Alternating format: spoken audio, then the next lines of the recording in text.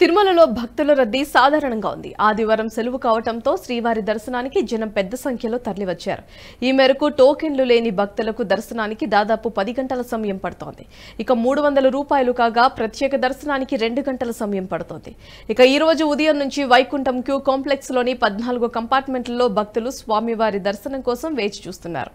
ఆదివారం స్వామివారిని 86,604 మంది భక్తులు దర్శించుకోగా అందులో 31,536 మంది భక్తులు మొక్కులు తీర్చుకున్నారు. తిరుమల శ్రీవారి హుండీ ఆదాయం 3,89 లక్షల రూపాయలు వచ్చాయని టీటీడీ అధికారులు తెలిపారు.